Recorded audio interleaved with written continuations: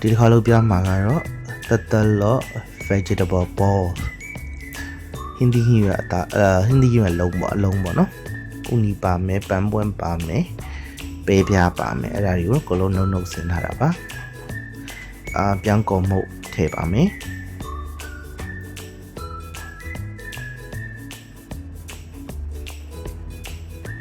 ပြောင်းကုန်မှုပြီးရင်အကျော်မှုထည့်ပါမယ်အကျော်မှုထည့်ပြီးရင်ရိုးကော်မှုမွှေးကော်မှုပေါ့နော်ကော်မှုထည့်တယ်ကြက်ဥ3လုံးဖောက်ပါမယ်ကျွန်တော်တို့5လုံးထိကိုသုံးပါတယ်3လုံးလောက်ဆိုတော့လောက်ပါတယ်one handed တပတ်ထဲနဲ့ဖောက်တာပြီးရင်စားထည့်မယ်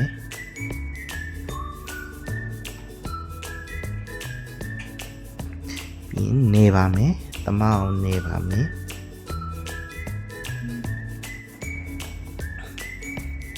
ပြီးရင်နည်းနှမ်းစီမွေးလေးထည့်ပါမယ်ပြီးရင်စီကိုပူးနေအောင်ပူပေးထားမယ်စီပူလာပြီဆိုရင်နည်းချင်းစီလုံးပြီးတော့ထည့်ပါမယ်လက်လေးနဲ့ပဲလုံးလိုက်တာပါဘာမှတော့မခတ်ပါဘူး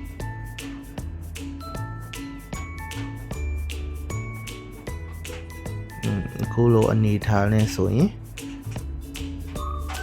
အနေရွှေရောင်တန်းလာတယ်ပေါ့နော်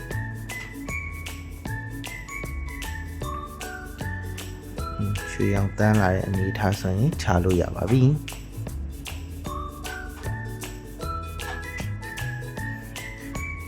ဒါရပါပြီခင်ဗျာလွယ်ကူပါလေလွယ်လေးပါပဲ